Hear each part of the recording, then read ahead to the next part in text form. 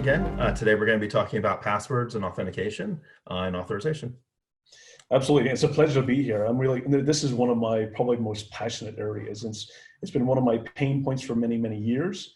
And it's something that, I've been researching a lot on. I've been looking into different ways and technologies and innovations to how to really, reduce the pain just that little bit further. Because passwords today, while it is our, way to access things, but it's also one of the most challenging and painful things. And that's actually probably for most people is probably one of the biggest things for cyber fatigue in many employees and people around the world. Yeah, I agree. And passwords is one of those things that I'm super passionate about. And I think probably a great place to start would really just be like, what are we talking about? Like, what do we mean by passwords and what does that encompass? Absolutely. I mean, one of the things I always look at, I'm a person, I'm very embedded in the digital world, and I always look at things digitally. But for me, one of my things, through my education past, the way I've always looked at things is to try and see what does that look like in the physical world? Mm-hmm. And that's why when you go to events, that's where you see people passionate about things like lockpicking, because lockpicking is really that essential. Once you see it in a physical sense, it helps you adopt that to understand it better in the digital world. So passwords, passwords have been around for centuries. They're nothing new. In the past, they used to be called passcodes or passwords or passphrases. They were also called watchwords, used with, abracadabra, open sesame. All of those famous things you see in the movies and, have all came through history because they were really to verify and authenticate people who should be there. It was to open doors. It was to gain access to things like vaults. So in a physical world, I'm always looking into that in order to better understand it. And then I try to convert that into the digital sense. And if we get into the digital scenario, since passwords have been around for a long time, they're very cost effective, they're very cheap. The problem is always that exchange, is exchanging passwords to make sure only the person and the system are actually knowledgeable of it. But passwords in a digital sense have been around since around, I think it was the 1960s. And it came really from even the late 60s, early 70s. Where Robert Morris kind of was looking at how to make sure that multiple people could use a Unix operating system. And this is really then, therefore, that it wasn't just you type in a username and you get access, that you wanted to have that shared system and shared experience within these mainframes, and therefore introduced back in the Unix the first generations of digital passwords. And for many years, and even still today, the password is the difference between a cyber criminal and attacker gaining access to sensitive data in a digital sense. And we really haven't come a long way. A lot of the best practices really haven't evolved that much. And we really get into a point where there's been a lot of discussions about the future passwords, where they're going. But there has been a major difference since around, I think, the late 90s, early 2000s, because during that time, from the 60s and 70s till the early 2000s, most of us really only had one password to remember. There was just one. But in the last 20 years with social media and internet services, the acceleration of those accounts, we've actually went for where it was the first 10 years up until about 2010, but maybe we had to have 5 to remember. But then the internet boom, social media, new internet services means the average person has somewhere between 30 and upwards of 100 different passwords they need to remember. And this is what's accelerated the pain. Yeah, definitely. And I think talking about a little bit about like the history and where things are going, I think one of the things that's really so much is based on that original like 80s, 90s Unix system, or 60s, like 8 characters, this and this. So many best practices started there. And then we sort of didn't really evolve in thinking about passwords and their length and how that actually is more important than, say, their complexity and things like that. I think there's a lot that's sort of locked up in this historical, where did passwords come from and how did we get to where we are? Absolutely, because the concept of passwords is that they looked at best practices from individually into, this is the best practices for a password. Right. But they didn't really think of it as a collective, as that you've got tens of 50, 100 passwords you need to remember. And that's where best practices really need to evolve, is how to remember the mass, how to remember the collection. And this is really what the challenge has become, where, really probably the worst practice and bad hygiene that people have is reusing passwords.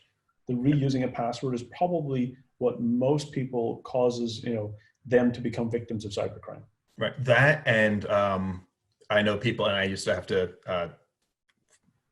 you know, as someone who is responsible for security, I would have to remind people not to do this, which was patterns, right? Like, oh, my every so often I have to change my password. So it'll be fall 2019, then it'll be spring 20, whatever. And they would just sort of, and so if you figured out what the pattern was, you sort of forever had access to their account. Absolutely, and not even, it's even these small variations. There's so many password cracking tools out there. Right. As long as you've got one example on the past of a used password, Mm-hmm. then what you can do is, based on the knowledge of social data or personal information that's available publicly. I always, even what was crazy the last couple of years is you get into, it used to be the security questions. That was how you reset a passwords. Ooh, Toyota. Sorry. No, it's absolutely. It became, what was your first dog? What was your pet name? What's your favorite book? What's your mother's? All these things are, and then what became the craze is that then the surveys came. And all the surveys were, what was your first concert? What was your first car? All the things are related to security. And you're simply, just to participate in the survey, you're giving up all the answers to security questions. Right. And that's the most ridiculous thing that I've ever seen. I mean, one of the guys, Rick Ferguson, I always loved his comment, is that you don't always have to be honest when you're answering those security questions.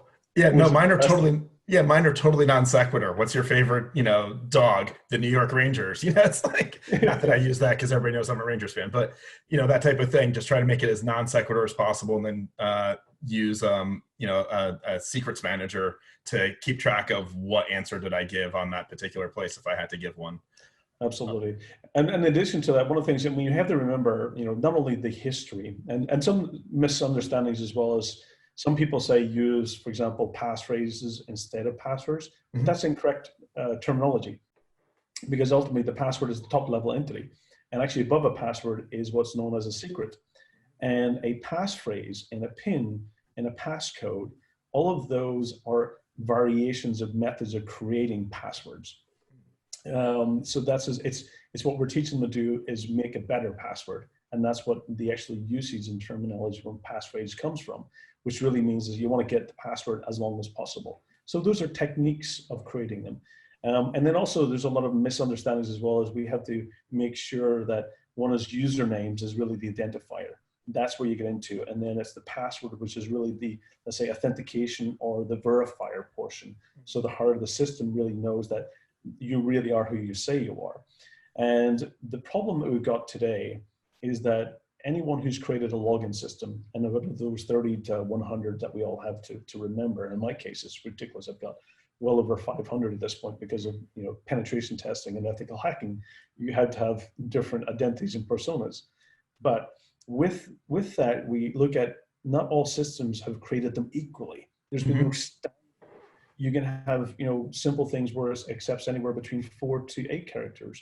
You can have systems that accept up to 64. I think the maximum is somewhere around, I think it's 127 is the maximum size of password you can create in a Windows system. And this really gets into that, yes, all systems have these various different complexities, sizes, lengths. Some require only numbers, some require characters, some require lowercase only.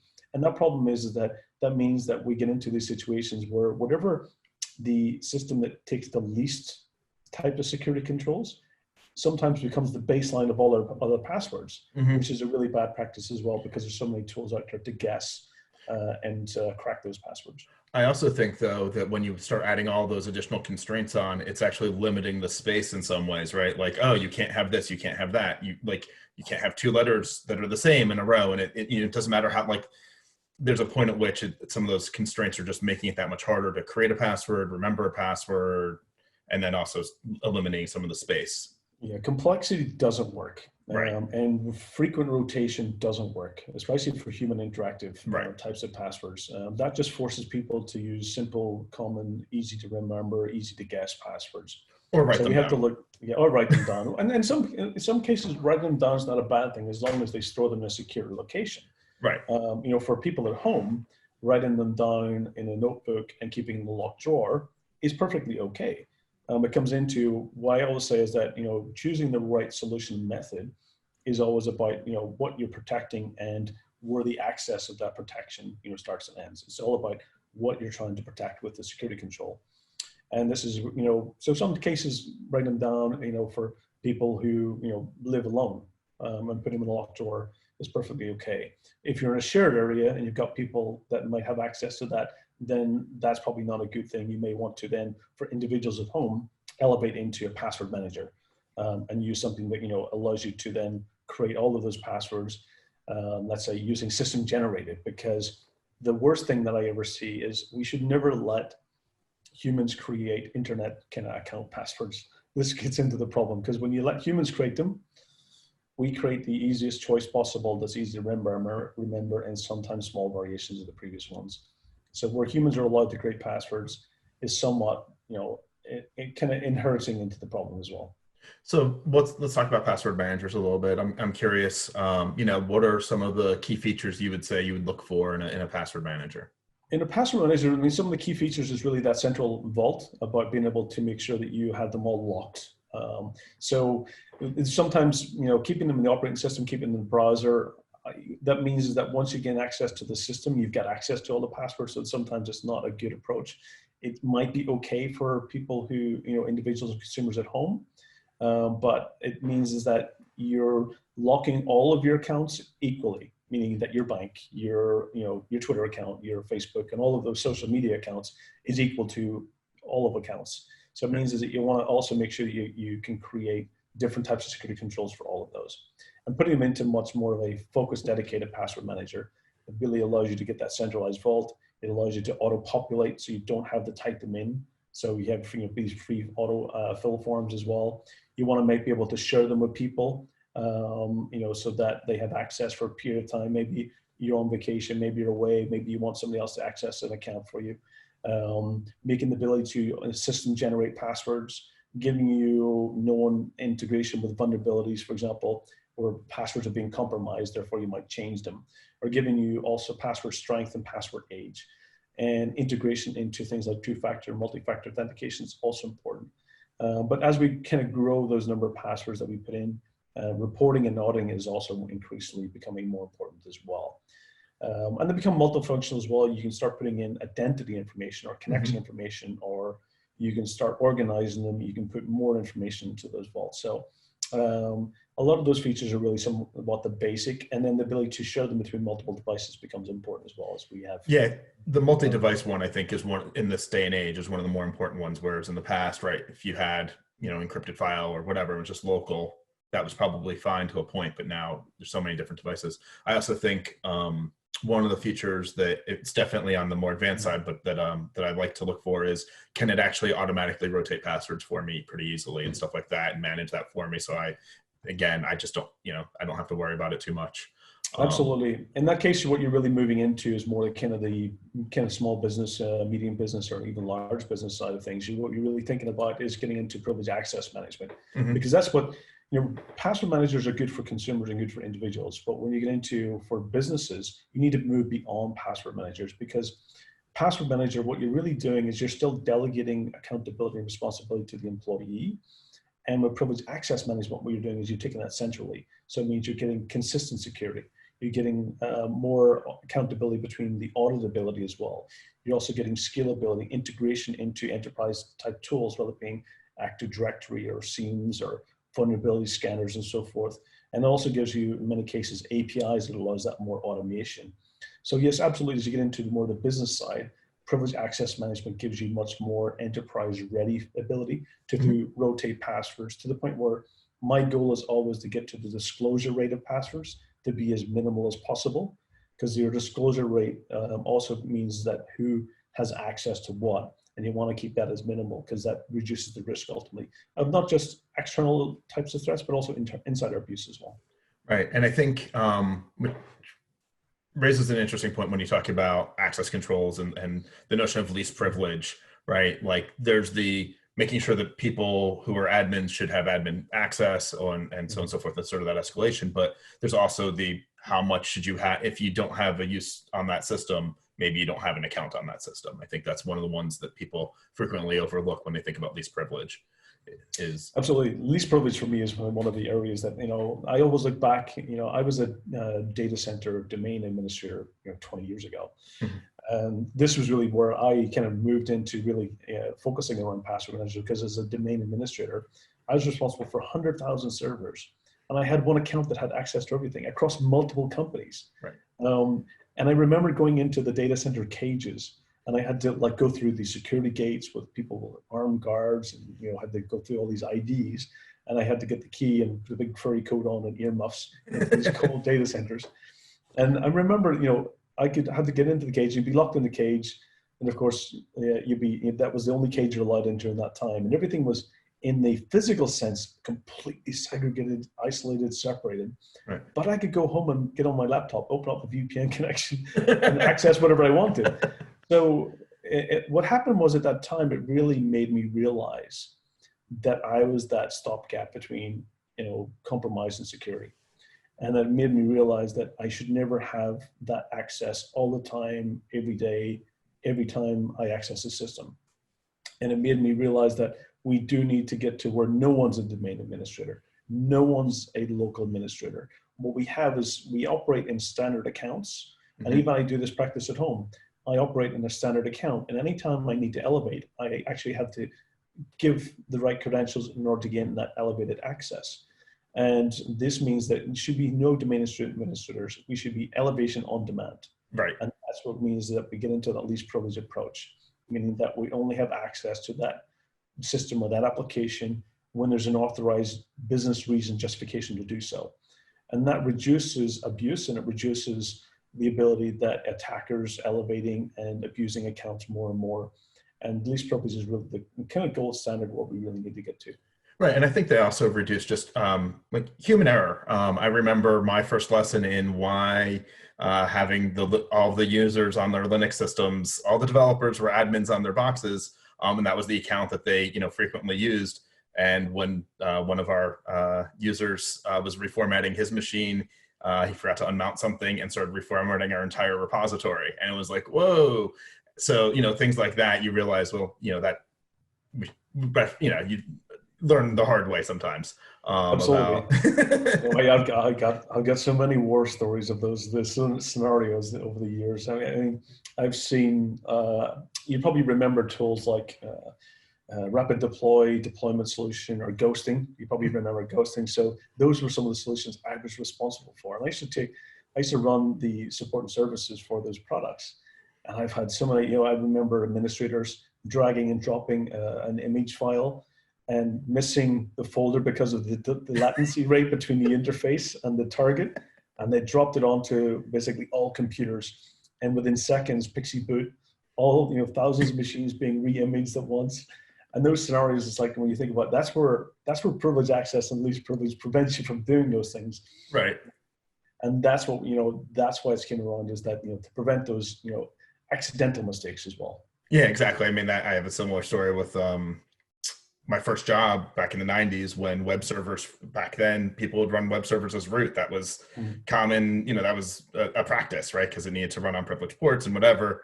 And so you needed to install our software as root. And sometimes really bad things would happen if you didn't answer the installation, the software that I had written, which was the install software. If you didn't answer those questions right, some really bad things would happen. That's always important. So one of the things that, there's some innovations and stuff, things that's been happening, and there's some prioritization. So in the industry, we've seen, of course, a large adoption of things like single sign-on. And the biggest mistake that many companies make is they see single sign-on as a security solution, but it's not. It does help reduce cyber fatigue. It helps people have to remember less passwords, and it helps provide them one account that allows them to log into multiple services. But it's not security. It's going back to that similar password manager side of things. It's giving you one key to many doors and many rooms. It means that, when you do single sign-on, it's important that you enhance the security at the same time. You complement it with additional security controls, especially if you're getting into single sign-on. Leverages things like biometrics. You want to make sure you additionally add things like two-factor, multi-factor authentication at a minimum. So single sign-on, that's some of the approaches that people mistake, and they see it as a security ability. But in fact, what it's really doing, it is reducing cyber fatigue. It's reducing the amount of passwords a person has to remember and has to maintain and enter. But at the same time, it's one bigger door to many different services that that person has access to. And therefore, it means that you have to be more cautious about things like auditing and those things. So it's important to look at single sign-on as definitely it is something that organizations should do, but they shouldn't see it as a security kind of measure. I agree. I think it's mostly a convenience measure, convenience. Another thing, the one security benefit I think we get out of our SSO system is that when we terminate an employee, their access is at that point terminated for 90% of our systems that we can connect to that SSO. So absolutely, it helps with the provisioning, onboarding, and deprovisioning. Right, absolutely. But that's about it. Right. Becomes... Exactly, but that's where it sort of begins and ends. And then even then, SSO, and this is the way Cybrary has implemented right now. It's one of those things we want to move more on is towards SCIM, where we can do the auto provisioning and deprovisioning. There's plenty of systems that support SSO, but also allow the user to continue to log in with the username and password. And so even after they get deprovisioned from our SSO, our identity provider, they're theoretically still have access to that account if they remember the username and password.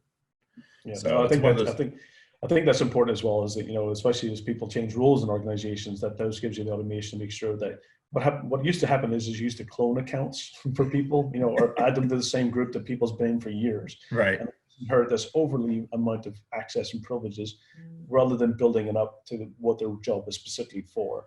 And that's what's really important. That's where identity access management and SCIM really allows you to make sure that you're provisioning for the job that they're doing, not cloning existing people's access and giving it to a new person. Right. That really helps that, especially as that person moves through the organization over years, it makes sure that they have the minimum access, but not overly privileged as well. Yeah, definitely. The removing access. I can't remember all the systems where I would just accumulate more and more access. Nobody ever took anything away. They just kept on giving you more. Well, if we trusted you back then, why wouldn't we continue to trust you? Yeah, absolutely. So you sort of touched on, I'm sorry. Yeah, there's probably biometrics as well. I touched a bit on biometrics there. And this is a pet peeve of mine is that, and I've actually seen it more and more even recently, is like, the end of passwords. Biometrics will replace passwords. And we've heard it many times over and over, from different people, different organizations have said the end of passwords is near.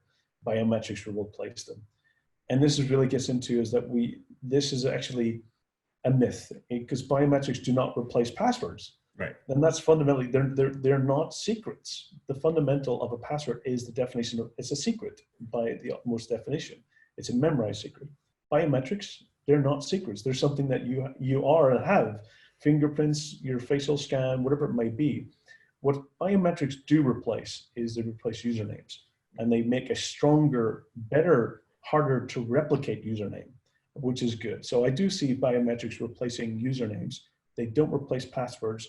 It means that, yes, with a stronger username, you can complement it with additional security controls, whether it being simply a PIN, much less to remember, but complementing that harder to replicate, harder to clone biometric, absolutely. And then you get into things like push notification, push authentication, multi-factor authentication, and privileged access. All of those things should be combined. And of course, depending on the risk, the more security controls you require. Right. And that's ultimately what you get into. So biometrics do have a place, but it's replacing the username, not the password. Oh, no. Yeah. And I agree. I think of the biometrics as being a secret handshake, right? Like if you want to be part of a secret organization, there's sometimes a handshake or whatever, but it's not all that secret. And that's not enough, just identifies you as being a member of the club. It's not really particularly secret. And so are there any other myths that you sort of see in the space? And absolutely. Another one that's kind of, and I've overly commented on this all the time, and it's really is that, moving to a passwordless world, and this really gets into me is that, what it's also incorrectly assumed. We have people are assuming it wrongly.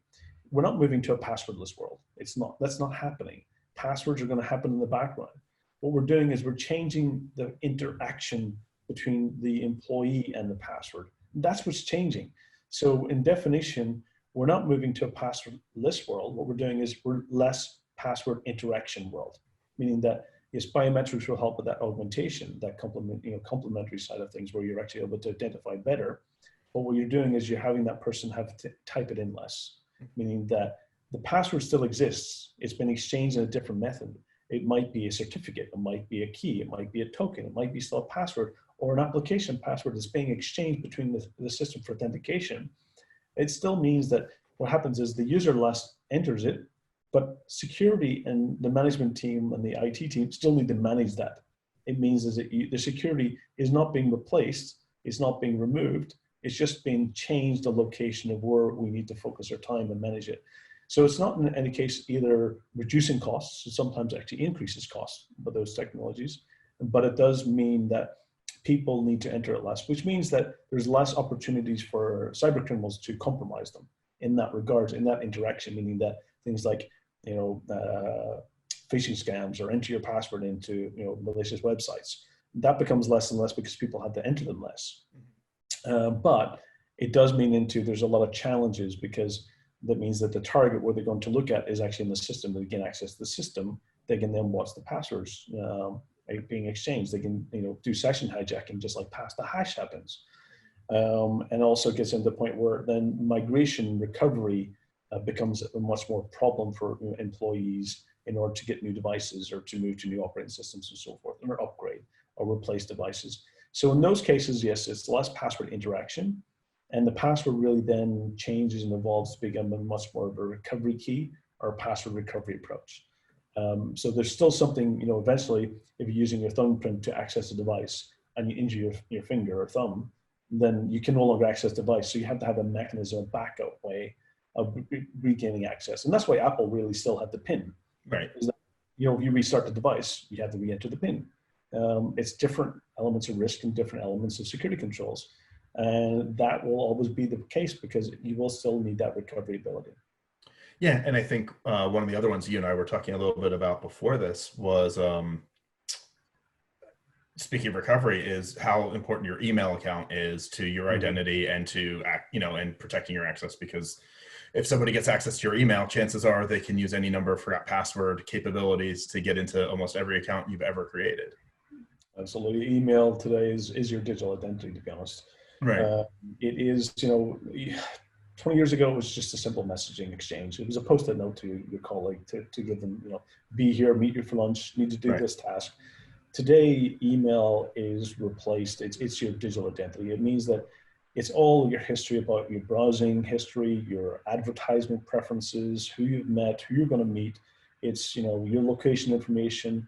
It's your sensitive document access, your photographs. And in many cases, it's all the internet services that you ever signed up for, because they all want your email address and they will send you a thank you. Here's your password, and here's your password recovery. Here's the link to reactivate. And it means that any type of attacker that gets access to your email actually really gets to understand you much more personally. And sometimes you might even know yourself. Right. So they're able to understand your personal identity through your email access. And then sometimes if you're not really good at managing, and you don't use a password manager or privileged access management, it means that attacker can simply then go and abuse your password resets and be able to gain access to any account that you've used your email as a medium of communication for password resets. Right. And they can potentially lock you out of your own email account, which they will do eventually. Exactly. Which means it makes it harder for you to recover. I've heard many cases in the past where digital identity theft, where in the financial side, it used to be credit card theft. And in the industry, they said it's easier to get your money back from the bank than it is to get your digital identity back. So that's that shows you how significant it is. And if you also look in the dark web as well, you look at the cost. Credit card, cost of a fake credit card online or stolen credit card is cheaper than actually what an identity costs. So it looks at it as a commodity in the value, and attackers do see your identity as a prime value. Interesting. Well, I think this has been a really educational and enlightening conversation. Any final thoughts or last things to leave people with?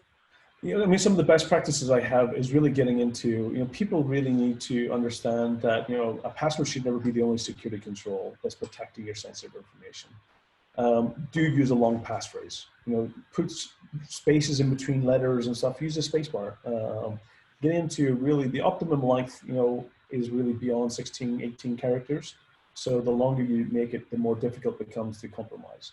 My best practice is my human created is minimum 25 characters, just because I know the hashing algorithms it's used to create and the strength and the challenges to break that. Also, log out of systems when you're not using them. Don't stay logged in, because that's another opportunity for an attacker to gain your hash. Don't reuse passwords. Use a password manager. Rotate them. Using my time frame that I personally use is one every year. I rotate all my passwords yearly, just because of the the cracking machines or cryptography ability is that the best computers out there could crack my password yearly. Mm-hmm. So therefore, that's my time frame, is knowing the cryptography algorithms. Multi-factor authentication for all sensitive accounts where you really have information you don't want to give anyone access to. Good auditing of your activity. And really, don't be afraid to ask people for advice. Don't be afraid to go out there and ask people, what's good practice? Can you help me? Look for cyber ambassadors and cyber mentors out there that can really point you in the right direction. That's great advice. Actually, I'll take advantage of that right now. So for a long time, for systems where I have to remember the password, I can't rely on a password manager for whatever reason. In the past, I've used full sentences of things like one of my really long time ago passwords was "some girls wander by mistake into the mess that scalpels make." Now, if you know Leonard Cohen, know that I'm a big Leonard Cohen fan, you might have been able to get there. But would you say having something so well formatted, even though it has spaces and punctuation and the rest of it, but the fact that it's a complete sentence and sort of follows English rules is weaker in some way? Or I think it can be, because if you get into what's called as natural process language ability in hacking and password cracking today, it's getting really good. It does make it longer, a process to do, but using those natural language processing rules in hacking tools today, it can eventually get there. It really comes down to how well your system is and how many GPUs you have and how much hashes per second that you can actually crack. My recommendation is that you create a long sentence like that, and all you need to do is put one special character in any location of that. Just one special character will then make the problem of cracking it much more difficult.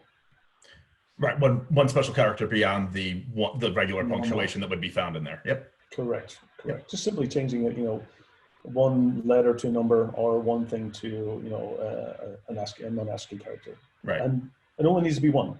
Right. Or exactly. put a random space in between, where it may not be a space between words, but put a random space in will also create that complexity too. For me, it's that I'm a horrible speller, so typically those sentences had a misspelling in there, and I didn't even realize it. Which is a good thing. Exactly. Well, thanks again for joining us. I always enjoy our conversations. Absolutely, it's a pleasure being here. And ultimately out there, yes, passwords are not going away. They will be around for a long time. Let's just use them wisely. Let's use them to benefit. And yes, we will get to the point where we will interact less with them, but they'll still exist. Great.